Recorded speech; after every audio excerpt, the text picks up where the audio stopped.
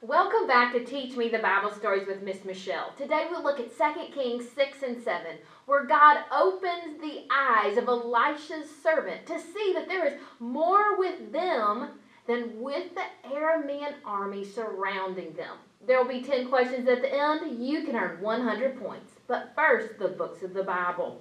There are 12 books of minor prophets: Hosea, Joel, Amos, Obadiah, Jonah, Micah, Nahum, Habakkuk, Zephaniah, Haggai, Zechariah, Malachi. Now, Malachi is the last book of the 12 minor prophets and the last book of the whole Old Testament.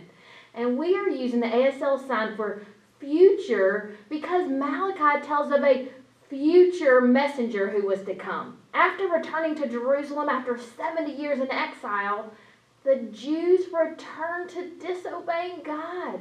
The people gave God their worst instead of their best. And the priests also showed God disrespect. God told them that in the future a messenger will come who will restore God's people and heal their hard hearts. God called them to return to God, to give God their best, and give 10% of their income so that the temple could be taken care of. The prophet Malachi told about a wonderful future for the remnant, or a small group of those who are faithful to the Lord. Okay, are you ready for today's Bible story? Listen carefully. This story is from the Bible, God's holy word. The king of Aram made plans to attack the Israelite army at a specific location. But God told the prophet Elisha what the king of Aram had secretly planned. Elisha then sent word to the king of Israel telling him to be careful in that location. This same thing happened over and over, and the king of Aram became frustrated that his plans of attacking the Israelites did not work because the Israelites avoided those locations.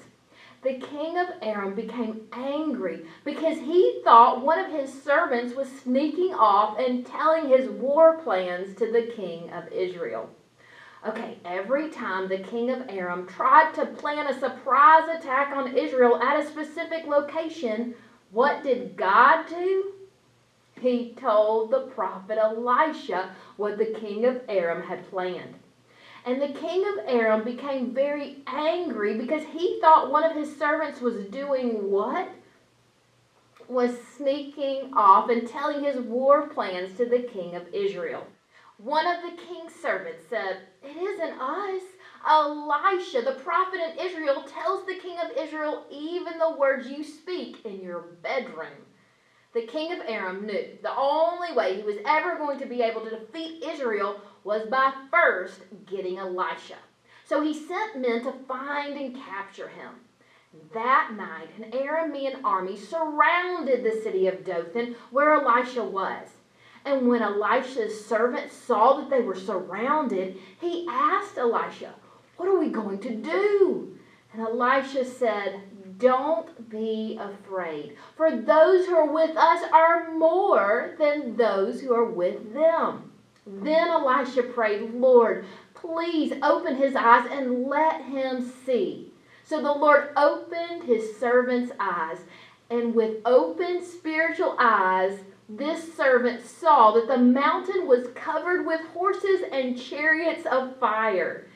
God had sent a spiritual army of angels to protect Elisha. God had already given Elisha open eyes to see what was going on in the spiritual realm and how God was protecting them. Then God opened the servant's eyes so he also could see that there were more angels with them than there were Aramean soldiers. Okay, the king's servant told the king of Aram that who tells the king of Israel even the words he speaks in his bedroom? Elisha. And what did the Aramean army do when they found Elisha in Dothan? They surrounded the city. Elisha told his servant, "Don't be afraid, for those who are with us are more than" what? than those who are with them. Then Elisha prayed that what would open? The eyes of his servant. And his servant could then see the mountain covered with horses and chariots of fire. What was he seeing? A spiritual army of angels sent to protect Elisha. Then Elisha prayed, Lord, please strike this nation with blindness. And the Lord listened to Elisha's prayer and struck the Arameans with blindness. The Arameans then could not see a thing. Elisha told the Aramean soldiers that they were in the wrong place, and he led them on a 12-mile journey from the city of Dothan to the city of Samaria. And once they entered Samaria, Elisha prayed, Lord, open these men's eyes and let them see. And the Lord heard Elisha's prayer and opened the Arameans' eyes. They quickly realized they were in the middle of Samaria, the capital of Israel. The king of Israel asked Elisha if he should kill them. And Elisha said, don't kill them. Instead, set food and water in front of them so they can eat and drink and return home to their king. And the king of Israel followed Elisha's advice and prepared a feast for them. And after they had eaten, he sent them home. After that, the Arameans did not return to Israel for a long time. Okay, so what did Elisha pray and ask God to strike the Arameans with? Blindness. And Elisha led the blind Arameans on a 12-mile journey to Samaria. Then Elisha prayed for the Lord to do what? To open their eyes and let them see. And when their eyesight returned, they realized they were in the middle of where? Of Samaria, the capital of Israel. And the king of Israel was ready to kill the Arameans. But what did Elisha tell him to do? To prepare a feast for them. Did you notice how many times eyes were opened and eyes were closed? God opened Elisha's servant's eyes so he could see the spiritual army fighting for them, so he could see those angels. Then God blinded the Arameans until they were in Samaria. And then in Samaria, God opened the Arameans' eyes. Well, 2 Corinthians 4:4 says, the God of this age has blinded the minds of unbelievers so they cannot see the light of the gospel. This verse tells us that people who don't believe in Jesus are blind. They can't see the truth. But then there's good news. In Acts 26:17-18, God sent Paul to unbelievers and said this, I am sending you to them to open their eyes and turn them from darkness to light, from the power of Satan to God, so that they may receive forgiveness of sins. God wanted the Apostle Paul to tell the good news about Jesus. And God wants us to do that too. When we prayerfully share the truth about Jesus with others, God has the power to open blind eyes so they can see the truth. We need to pray every day and ask the Lord to open our eyes so that we can see and understand the truth in the Bible. And we need to pray every day that God will help us share that eye-opening truth with others. Back to our story. Years later, King Ben-hadad of Aram came to power. And he brought his whole military together and laid siege to Samaria. That means they surrounded the walls around Samaria so that no one could go in or go out. The people in Samaria quickly ran out of food because they couldn't leave to get more food. And with no food, they were starving to death. People were so hungry that they began to do horrible things to survive. Things so horrible, I don't even want to tell you about it. Okay, King Ben-hadad of Aram brought his whole military together and laid siege to what city? To Samaria. Remember, that's the capital of the northern kingdom of Israel. And what happened to the Israelites in Samaria? They ran out of food and were starving to death. The king of Israel became angry at Elisha because Elisha wasn't doing anything to help them. The king of Israel didn't care that Elisha could only do what God told him to do. The king ordered Elisha to be killed. But Elisha spoke up and said, "Hear the word of the Lord. Tomorrow at Samaria's gate, 6 quarts of flour will sell for a ½ ounce of silver, and 12 quarts of barley will sell for a ½ ounce of silver." In other words, food will be cheap and plentiful tomorrow. Well, the captain sent by the king said, "Look, even if the Lord were to make windows in heaven, could this really happen?" Elisha told the captain that because of his unbelief, he will see it. He will see it with his own eyes, but he will not eat any of it. Okay, who did the king of Israel order to be killed? Elisha. And did the captain believe it was possible for food to be cheap and plentiful the next day? No, he did not see any way this could happen. Elisha told the captain that he will see it with his own eyes, but he will not do what? He will not eat any of it. Well, 4 men with the contagious skin disease of leprosy were at the entrance of the city gate. And they knew they were going to die. They were going to die of starvation unless they did something. So they decided to surrender to the Aramean army. They said, "If they let us live, we will live. If they kill us, we will die." So the 4 men with leprosy got up very early that morning and went to the Aramean camp. When they got there, they discovered that there was no one there. They were shocked to find the Arameans gone. It was later discovered that the Lord caused the Arameans to hear the sound of a large army. The Arameans thought the Israelites had hired another nation to attack them. So in the night, they fled for their lives. They left so quickly that they left behind most of their stuff. Okay, the 4 men with leprosy knew they were going to starve to death unless they did something. What did they decide to do? To surrender to the Arameans. And when these 4 men with leprosy went to the Aramean camp, what were they shocked to see? The Arameans were gone. And what did God do to cause the Arameans to run away? They heard the sound of a large army. They thought they were under attack.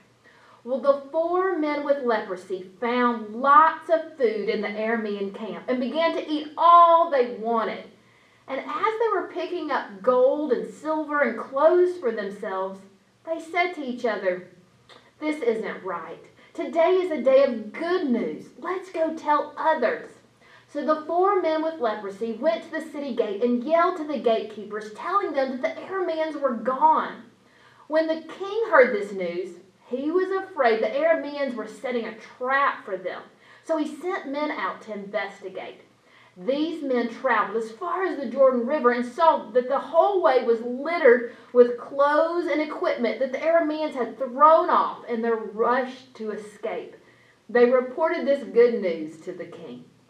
Okay, the 4 men with leprosy ate all they wanted. And as they were picking up gold, silver, and clothes for themselves, they decided to do what? To go tell others the good news. And the king was afraid the Arameans had set a trap, so he sent men to investigate. What did these men see littered on the ground the whole way to the Jordan River? Clothes and equipment that the Arameans had thrown off in their rush to get away. Well, then the people of Samaria went out and plundered the Aramean camp. At Samaria's gate, 6 quarts of flour sold for a ½ ounce of silver, and 12 quarts of barley sold for a ½ ounce of silver, just as the Lord had said. But remember the captain who did not believe God's prophecy through Elisha. The king appointed that captain to be in charge of the city gate. But the people were in such a rush to get to the food in the Aramean camp that they trampled him to death. So just as Elisha had said, the captain saw it with his own eyes, but he never ate any of it. Okay, did God's prophecy through Elisha come true where the food at the city gate was cheap and plentiful? Yes. And the captain, the man who did not believe that it could happen, was stationed at the city gate. What happened to him there? He was trampled to death. He should have known God can do anything.